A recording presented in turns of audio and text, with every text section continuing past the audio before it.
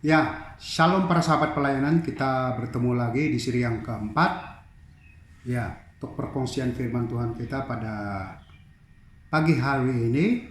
Ya, jadi saya sangat bersyukur sekali lagi di atas kebaikan Tuhan. Karena sekali lagi, ya Tuhan mempercayakan kepada saya untuk menyampaikan sabdanya lewat firman Tuhannya. Atau lewat Alkitabnya. Ya, jadi saya sangat bersyukur. Jadi saya ucapkan ya selamat beribadah kepada mereka yang beribadah pada pagi Ahad ini, dan saya ucapkan ya selamat bekerja kepada mereka yang bekerja pada pagi Ahad ini. Dan saya percaya di atas kebaikan Tuhan, Tuhan sangat baik ya menyertai kita semua supaya setiap aktiviti yang kita jalankan semuanya berjalan dengan baik sesuai kehendak Tuhan. Dan Tuhanlah yang akan memberkati kita semua pada pagi ini. Jadi kita sudah masuk ya di seri yang keempat atau part 4 ya, seri yang keempat, dan saya akan mengupas firman Tuhan pada pagi ini yang terdapat di Injil Yohanes pasal 6, 36 dan 39. Ya, dan ini adalah siri yang keempat. Dan tema kita ya seperti biasa, roti surga yang memberi kehidupan kekal. Jadi mari pada saat ini ya para sahabat pelayanan yang sedang menyertai video ini, kita akan membaca Alkitab bersama-sama, dan khususnya para sahabat pelayanan yang akan menyertai video ini. Dan diharapkan ya para sahabat pelayanan, para followers saya ya terus setia menyertai video ini, dan saya percaya Tuhan itu sangat baik, dan setiap mereka yang berada di luar sana yang menonton video ini ya sedikit sebanyak dapat berkat atau manfaat daripada perkongsian firman Tuhan. Mari kita mulakan pembacaan kita di ayat 36 dan 39. Tetapi aku telah berkata kepadamu, sungguh pun kamu telah melihat aku, kamu tidak percaya. Semua yang diberikan Bapa kepadaku akan datang kepadaku, dan barang siapa datang kepadaku ia tidak akan kubuang. Sebab aku telah turun dari surga bukan untuk melakukan kehendakku, tetapi untuk melakukan kehendak Dia yang telah mengutus aku.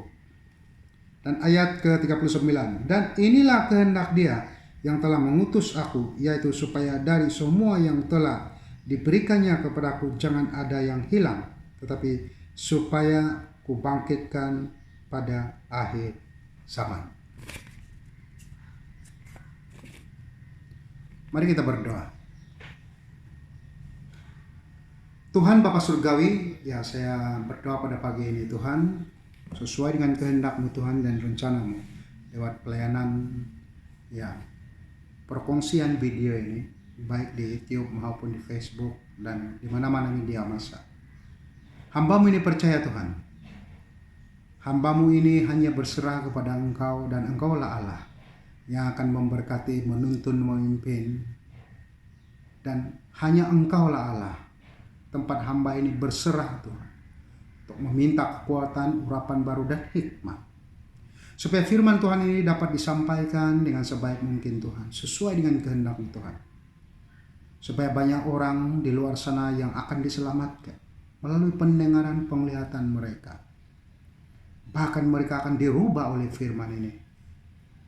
Dan hamba-Mu ini percaya firman ini begitu berharga, begitu penting dalam kehidupan orang percaya. Dan biarlah Engkau Tuhan yang berkata-kata memakai bibir bicara hamba ini, dan biarlah Engkau memakai akal pikiran hamba ini untuk mengungkapkan seluruh makna daripada firman Tuhan ini. Setiap isinya dapat disampaikan dengan sebaik mungkin untuk menjadi berkat bagi banyak orang untuk kemuliaan nama-Mu Tuhan. Terima kasih Tuhan, terpuji termulia Engkau pada pagi ini. Hanya Engkau Allah yang layak disembah, dipuji, lewat perkongsian firman Tuhan ini. Untuk menjadi berkat bagi banyak orang dan menjadi kemuliaan bagi nama Tuhan. Terima kasih Tuhan, terpuji termulia Engkau dalam nama Tuhan Yesus. Amin. Nah, saudara yang saya kasih dalam Tuhan, pada pagi ini ya saya sangat bersyukur dan berterima kasih karena ya sepanjang minggu ini ya saya dapat melalui pelayanan ini dengan sebaik mungkin. Baik pelayanan gereja, ya, pelayanan di luar, dan apa saja pelayanan yang telah dipertanggungjawabkan oleh Tuhan kepada saya. Dan saya sangat bersyukur karena Tuhan itu sangat baik. Penyertaannya sungguh indah dalam kehidupan saya secara pribadi. Dan sehingga ke hari ini saya masih kuat, ya masih sehat, dan masih dapat menjalani kehidupan ini sebagai orang percaya. Karena Tuhanlah yang telah menuntun kehidupan hamba ini sehingga akan ya banyak penghasilan dan berkat-berkat yang dikecapi selama ini di atas kebaikan Tuhan lewat pelayanan hamba ini yang diizinkan oleh Tuhan, merupakan satu anugerah yang terbesar dalam kehidupan hamba ini. Jadi saya sangat bersyukur karena Tuhan sungguh-sungguh baik dalam kehidupan saya secara pribadi. Nah, saudara yang saya kasih dalam Tuhan, mari kita teruskan dengan perkongsian firman Tuhan kita. Ya, pada pagi ini yang dikutip daripada Yohanes 6:36-39, ya siri yang keempat, dan bertemakan roti surga yang memberi kehidupan kekal. Jadi mari kita lihat yang ayat yang pertama ini. Tetapi aku telah berkata kepadamu, sesungguhnya pun kamu telah melihat aku, kamu tidak percaya. Semua orang yang diberikan Bapa kepadaku akan datang kepadaku, dan barang siapa datang kepadaku ia tidak akan kubuang. Nah, saudara yang saya kasih dalam Tuhan, mari kita berpikir sejenak tentang firman Tuhan ini. Walaupun Tuhan Yesus tahu bukan semua orang mengenal Dia, terutamanya mereka yang datang mencari Dia. Tapi pada masa yang sama, Yesus juga tidak membuang mereka yang datang kepadanya. Karena Yesus mengasihi ya para umat Tuhan di masa itu, khususnya para murid dari murid ke murid. Dan mereka ini datang kepada Yesus ya, dengan bermacam-macam motif atau tujuan. Namun Yesus mengetahui apakah tujuan mereka itu datang kepada Yesus. Tapi pada masa yang sama, Yesus tidak dapat menyangkal bahwa misi-visi utamanya adalah menyelamatkan seluruh umat manusia di dalam dunia ini. Walaupun firman Tuhan pernah bersabda, ya Tuhan sudah memilih setiap orang sejak semulanya untuk diselamatkan, dalam arti kata lainnya untuk dibangkitkan di akhir zaman. Ya, tapi pada masa yang sama secara pribadi, ya saya juga tidak dapat menyangkal atau menolaknya. Sekiranya kalau firman Tuhan ini ya sudah memilih dan bukan semua orang dipilih. So, firman Tuhan juga ada berbicara bahwa dua orang berada di ladang, yang seorang diangkat dan yang seorang ditinggalkan. Nah, kita tidak dapat menyangkal itu. Kalau firman Tuhan berbicara, ada yang diselamatkan, ada yang tidak diselamatkan, itu adalah ketentuan Tuhan dan kita tidak dapat berbuat apa-apa. Sebab di dalam penginjilan kita juga bukan semua orang dapat menerima perkabaran baik ini. Walaupun 10 orang Kristen kita mendekati mereka, mungkin hanya seorang dua orang saja yang dapat menerimanya dan dapat menyertai di dalam pelayanan ini. Walaupun mereka semua itu sudah menjadi Kristen, apatah lagi orang yang berada di luar sana yang bukan Kristen. Nah, ini perkara biasa di dalam penginjilan, bahkan Alkitab berbicara bahwa Dia sudah menentukan segalanya. Dan sebab itulah firman Tuhan berbicara di sini. Di ayat yang ke-36 ini. Sesungguhnya Yesus tahu.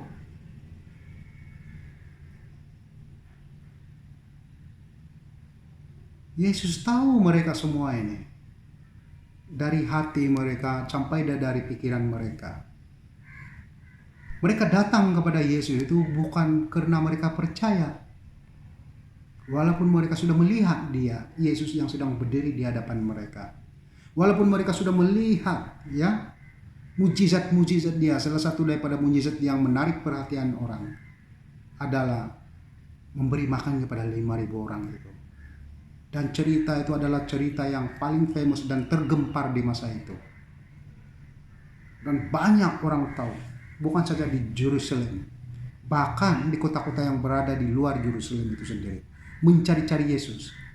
Karena Yesus telah mengadakan satu mujizat yang sungguh-sungguh luar biasa, memberi makan 5.000 orang dengan hanya 5 roti dan 2 ekor ikan. Bayangkan saudara,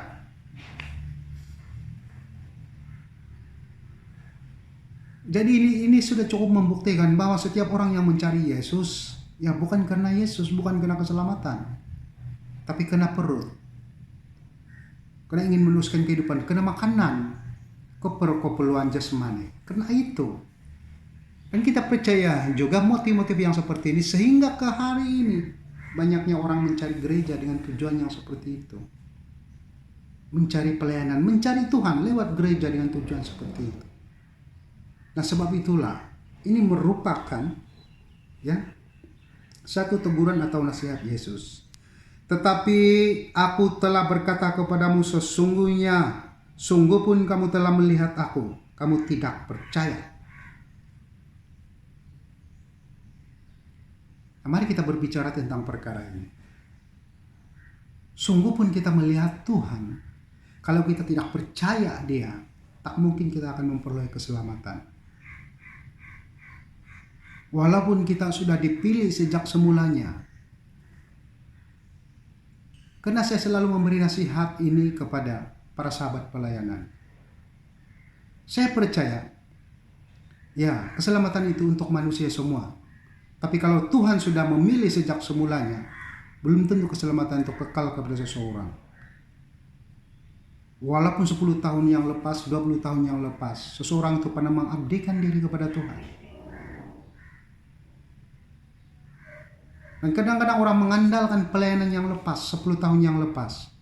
Oh, saya sudah buat pelayanan, saya sudah terima Yesus sebagai juru selamat pribadi saya sudah melakukan ini dan sebagainya. Jadi saya tak perlu bertobat lagi di masa yang akan datang. Karena Yesus sudah menyelamatkan saya di masa lalu, Yesus sudah menyelamatkan saya di masa akan datang. Dan ini dijadikan tiket untuk melakukan dosa. Dan pada hari ini, banyak orang tidak mau bertobat. Banyak orang mau melakukan dosa. Karena mereka mengandalkan pertobatan masa lalu. Nah, saudara yang saya kasih dalam Tuhan, sebab itulah firman Tuhan pernah berbicara. Kalau orang sudah melakukan kebaikan, dia terus melakukan kebaikan. Kalau orang sudah melakukan kejahatan, dia terus melakukan kejahatan. Jadi ukurannya di sini, keselamatannya di mana? Keselamatannya saya pasti ada kepada orang yang terus melakukan kebaikan, terus melakukan pelayanan, terus mengabdikan diri kepada Tuhan. Dan bukan mereka yang pada mulanya melakukan kebaikan dan akhirnya berdosa dan terus melakukan dosa dan tak perlu melakukan kebaikan lagi. Dan saya percaya di situ keselamatan akan hilang. Jadi bagaimana Tuhan boleh menyelamatkan orang itu? Yang pertama alasan saya, karena sudah dipilih sejak semulanya untuk tidak diselamatkan. Dan sebab itulah ya kebaikan yang mereka lakukan tidak kekal. Dan akhirnya melakukan dosa yang membuat mereka berdosa itu, ya, mereka berhenti melakukan kebaikan dan terus-menerus melakukan dosa. Dan saya percaya yang membuatkan mereka berdosa dan tidak mungkin dapat diselamatkan adalah perkara terakhir itu, yaitu terus melakukan dosa. Nah, sebab itu saya nasihatkan para sahabat pelayanan, kalau sudah masuk di dalam pelayanan, sudah masuk dalam pertobatan, bertobatlah sungguh-sungguh, percayalah sungguh-sungguh. Jangan percaya separuh jalan, tapi percaya kepada ya sesuatu yang tidak kekal, yang hilang begitu saja. Yesus itu kekal, Yesus itu tidak hilang, keselamatan tidak hilang. Tapi kita yang hilang daripada keselamatan itu. Nah, saya kembali lagi kepada kata firman Tuhan, apa yang terdapat dalam Wahyu. Aku sudah pilih kamu sejak semulanya untuk diselamatkan, dibangkitkan di akhir zaman. Jadi apakah alasan Tuhan untuk membangkitkan mereka ini yang akhirnya melakukan dosa dan tidak mau kembali kepada Tuhan.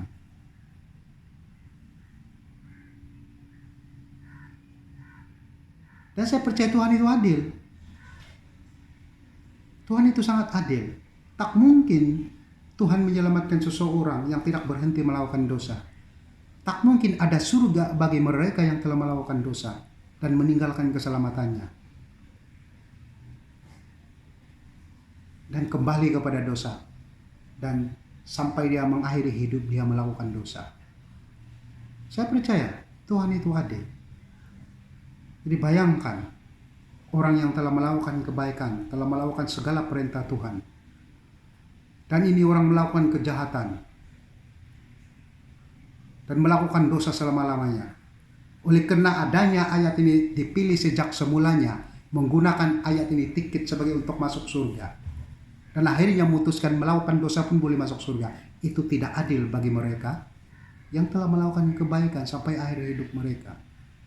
Dan saya percaya Tuhan juga adil tentang perkara ini. Dan saya percaya juga pendapat pribadi saya tentang perkara ini. Kalau Tuhan sudah memilih seseorang itu sejak semulanya untuk diselamatkan, sudah pasti orang itu tidak akan kembali melakukan dosa. Bahkan dia akan terus melakukan kebaikan atau perintah Tuhan sehingga akhir hidup dia.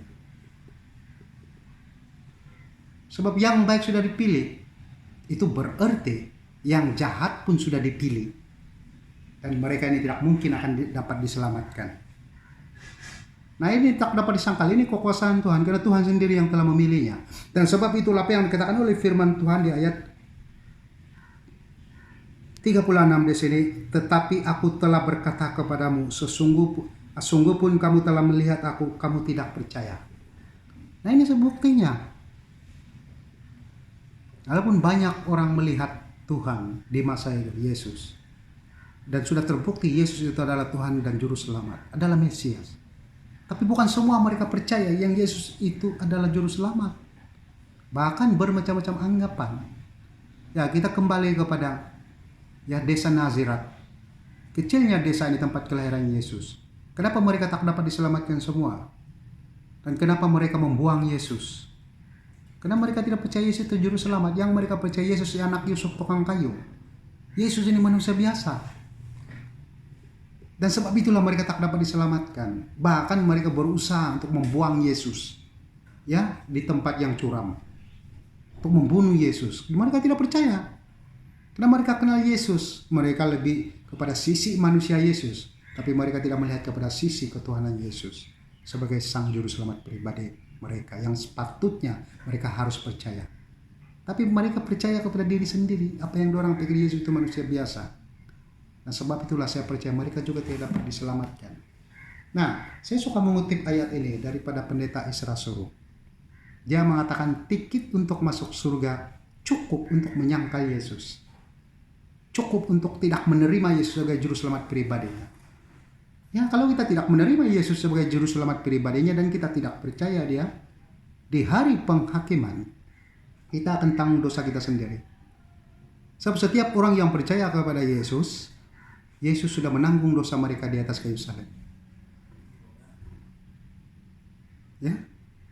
Jadi kalau Yesus sudah menanggung dosa mereka di atas kayu salib, layak ke mereka menghadapi penghakiman, saya percaya mereka tidak perlu menghadapi penghakiman. Ya, sebab Yesus sudah selesai semuanya di atas kayu salib. Tapi mereka yang tidak percaya, bagaimana mereka melayakkan diri mereka? Sedangkan pintu surga itu Yesus yang pegang kunci. Pintu neraka Yesus yang pegang kunci. Yesus yang mengadili. Yesus yang menghakimi.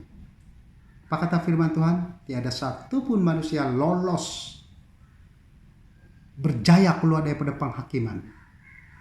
Hanya Tuhan yang meloloskan mereka. Hanya Tuhan yang menentukan siapa dia? Tuhan Yesus. Nah, dan sebab itulah firman Tuhan ini berbicara ayat 36 ini. Ya, kamu sudah melihat aku, tetapi kamu tidak percaya. Nah, ini yang menyebabkan manusia tidak terselamat dalam kehidupan mereka. Karena mereka tidak percaya. Sebab kalau kita sungguh-sungguh percaya dan kita percaya sudah pasti kita tidak akan melakukan dosa, kita tidak akan kembali ke kehidupan lama kita. Bahkan kita berusaha sungguh-sungguh untuk melakukan perintah Tuhan supaya hidup kita terselamat. Nah, dan sebab itulah ayat 37 itu apa yang dikatakan oleh Yesus ini, semua yang diberikan Bapa kepadaku akan datang kepadaku, dan barang siapa yang datang kepadaku ia tidak akan kubuang. Nah, kita jangan salah tafsir di sini. Yang datang kepada Yesus, yang percaya kepada Yesus, yang diberikan oleh Bapanya kepada dia. Dan Yesus tidak akan membuang mereka. Itu yang percaya dulu. Tapi kalau datang kepada Yesus tapi tidak mau percaya, itu banyak orang. Di zaman Yesus pun begitu juga. Banyak orang mencari Yesus. Ya, kena berkat makanan, berkat kekayaan, berkat materi, ya, berkat kesembuhan, berkat jasmani. Itu yang dorang mau. Jadi bagaimana boleh dipikirkan mereka ini boleh terselamat kalau motif seperti itu? Tapi dengan beraninya saya katakan di sini bahwa kata Yesus, mereka yang datang kepadaku, yang diberikan oleh Bapa kepadaku, dan barang siapa dia cakap yang datang kepadaku tidak akan kubuang. Yesus tidak akan buang mereka. Dan semua itu sudah diberikan oleh Bapaknya. Tapi kalau tidak diberikan oleh Bapaknya, walaupun itu orang itu datang, ya, saya percaya itu bukan kehendak daripada Bapa Surgawi itu. Coba kita memberitakan Injil kepada orang yang tidak percaya. Adakah mereka datang untuk percaya Yesus, menerima Yesus juru selamat pribadi? Tidak. Belum tentu dan pasti tidak. Mereka datang karena kita. Karena mereka mendengar, ya, pemberitaan kabar baik itu. Tapi belum tentu mereka percaya. Nah, Yesus maksudkan di sini mereka yang datang dan percaya. Itu yang Yesus tidak buang. Ya, bukan berarti orang datang saja kan Yesus terima semuanya. So, kalau kita melihat sejarah kehidupan Yesus, banyak orang datang kepada Yesus, tapi mereka semua tidak percaya. Mungkin 10 orang datang, hanya seorang saja percaya. Berkat materi itu ada. 5.000 orang diberi makan. 10 orang berpenyakit kusta disembuhkan semuanya. Jadi apa yang berlaku? Hanya seorang saja, ya, orang Samaria dan bukan orang Yahudi, yang memuji-muji, menyembah-nyembah Tuhan, memulia-muliakan Tuhan, karena dia sudah disembuhkan. Sebab itu Yesus mengatakan, di manakah lagi 9 orang-orang Yahudi itu? Di mana mereka sudah disembuhkan? Kenapa? Ini orang Samaria yang seorang saja datang, memuji-muji dan menyembah-nyembah Tuhan, dia cakap. Jadi itu berarti membuktikan keselamatan daripada kesembuhan jasmani untuk masa sementara itu ada. Tapi yang dimaksudkan Yesus di sini ini adalah keselamatan kekal, yaitu hati, iman yang benar, hati yang mempercayai, pikiran yang mempercayai. Itu yang Yesus maksudkan. Dan sebab itulah setiap orang yang diberikan oleh Bapaknya kepada diri dia, kepada Yesus itu sendiri, Yesus tidak akan membuang. Tetapi mereka yang percaya kepada dia, yang menerima dia sebagai juru selamat pribadi, itu yang tidak dibuang. Dan kita harus paham, ya, memang Yesus menerima semua orang, tapi ia juga tidak menolak ketentuan yang sudah diatur oleh Bapaknya. Sebab itulah firman Tuhan mengatakan, ya, sekali lagi saya ulang di sini, apa yang dikatakan oleh Wahyu, setiap orang itu sudah dipilih sejak semulanya, yang diselamatkan bahkan yang tidak diselamatkan. Dan sebab itulah di sini Yesus tidak membuang mereka yang diselamatkan itu, yang kembali kepadanya. Tapi itulah tujuan utama Yesus datang ke dalam dunia ini, mencari mereka semua ini yang diberikan oleh Bapaknya kepada dia untuk diselamatkan. Padahal Yesus tidak akan membuang mereka. Bahkan dengan adilnya Yesus akan menyelamatkan mereka semua ini. Mereka yang telah percaya, yang telah kembali kepadanya dan melakukan perintahnya. Nah itu, atau perintah Tuhan. Nah itu sebenarnya. 38. Sebab aku telah turun dari surga bukan untuk melakukan kehendakku, tetapi untuk melakukan kehendak Dia yang telah mengutus aku.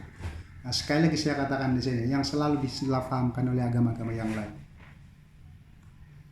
Selalu disalahpaham oleh agama lain. Yesus itu diutus secara manusia. Dan dia datang ke dalam dunia ini, dia bukan melakukan kegiatan manusianya. Pikiran manusianya, bukan itu tujuan utama dia.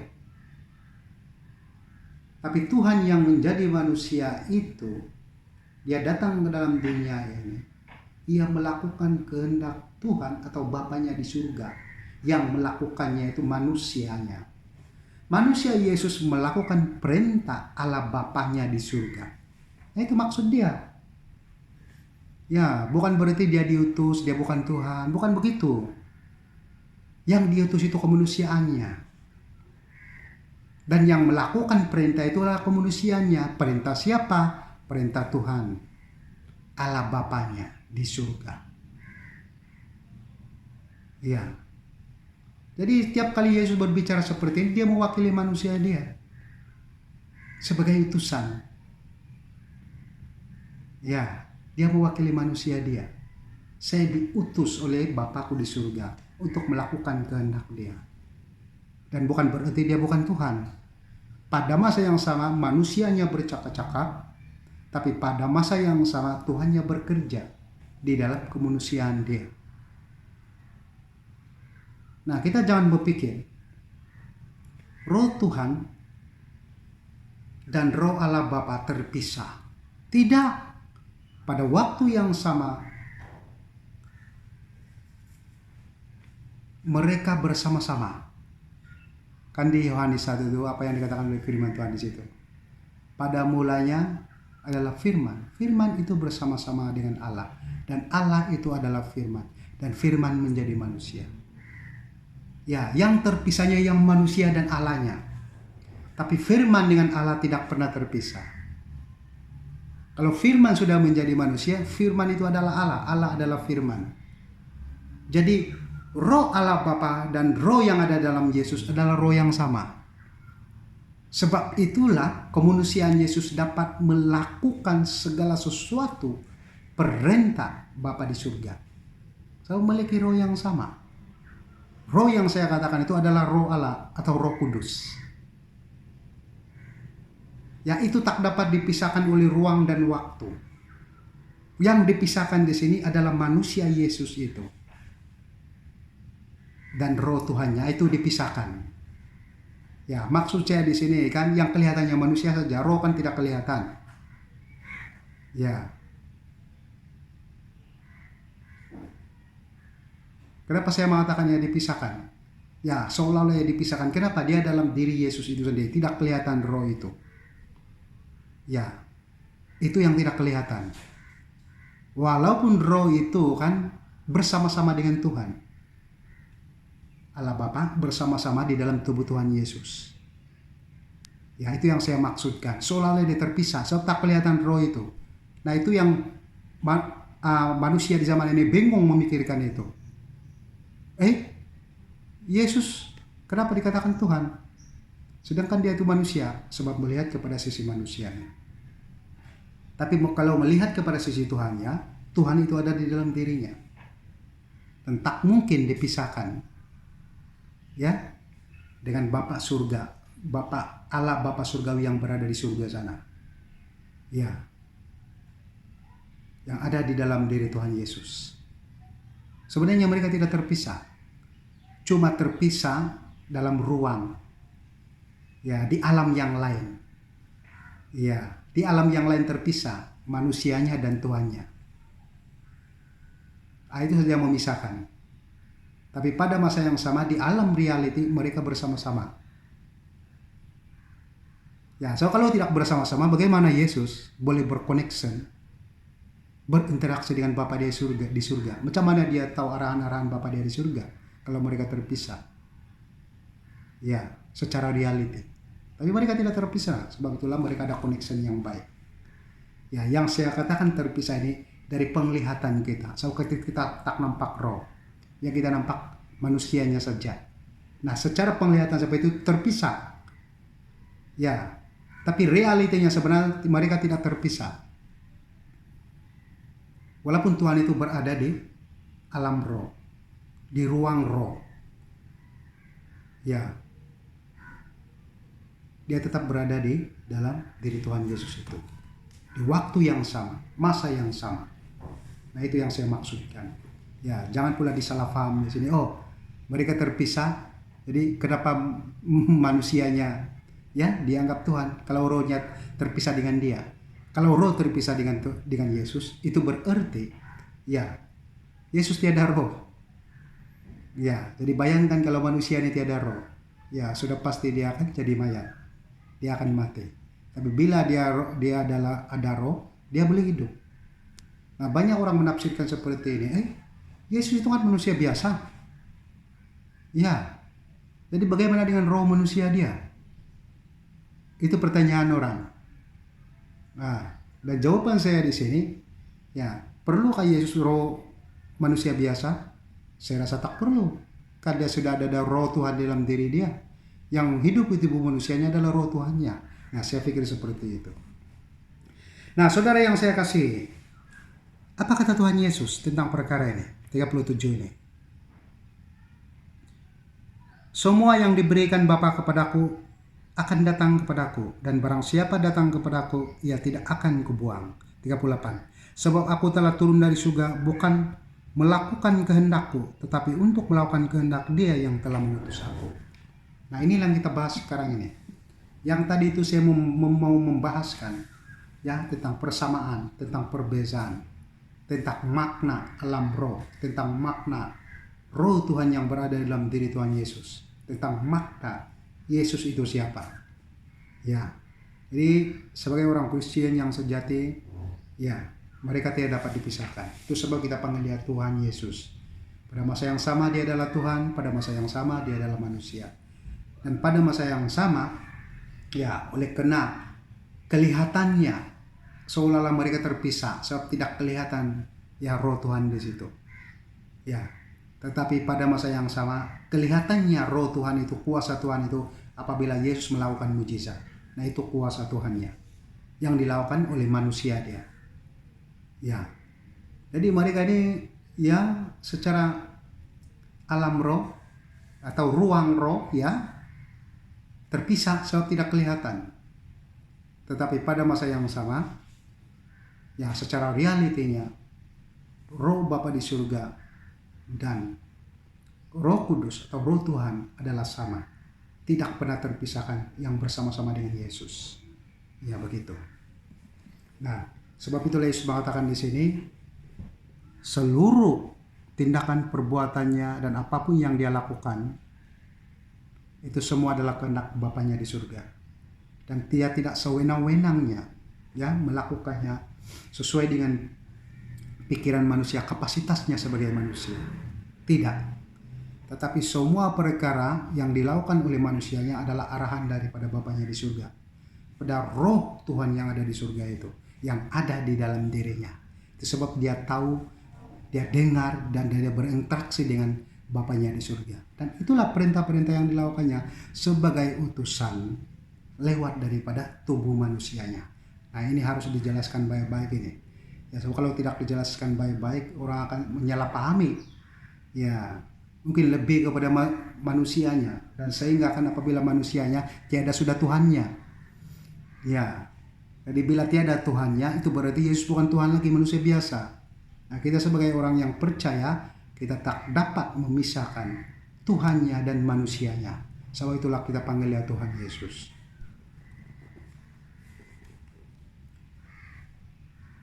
(39) ayat yang terakhir.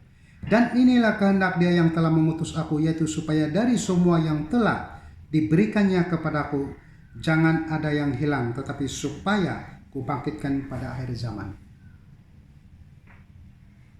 Nah, kemanusiaan Yesus juga berusaha sungguh-sungguhnya menginjil sebenarnya, menyampaikan berita baik.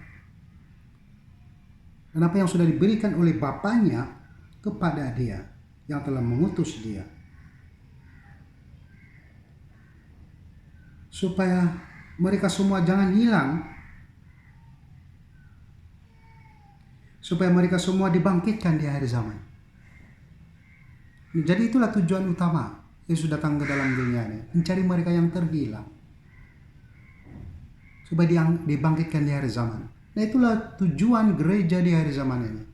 Amanat agung yang Yesus perintahkan di Matius 28, 18, 19, dan 20. Pergilah ke seluruh dunia, jadikanlah semua bangsa muridku, baptislah mereka dalam nama Bapa, Anak, dan Roh Kudus. Dan percayalah, aku menyertai kamu sampai akhir zaman. Yesus menyertai kita sampai akhir zaman. Yesus tidak di sini, dia di surga. Tapi yang menyertai kita adalah Roh-Nya atau Roh Kudus yang menyertai kita pada saat ini. Itu adalah Roh Tuhan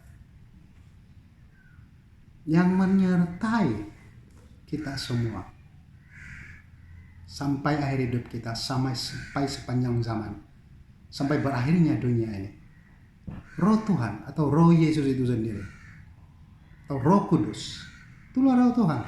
Sebab itu Yesus mengatakan, aku menyertai kamu sepanjang sampai akhir zaman, dia cakap. Ya, bukan tubuh manusianya yang menyertai kita, tapi rohnya, roh Tuhannya. Yesus sudah berada di surga, duduk di sebelah kanan Allah Bapaknya. Yang duduk itu adalah tubuh manusianya yang sudah dipermuliakan. Ya. Dan saya percaya dia masih memiliki roh Tuhannya di sana. Ya.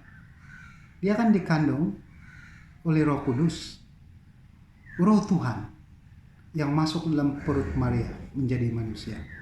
Jadi tak mungkin dia terpisah dengan roh Tuhannya. Dia tetap Tuhan di situ. Dan pada masa yang sama Allah Bapa tetap ada di situ.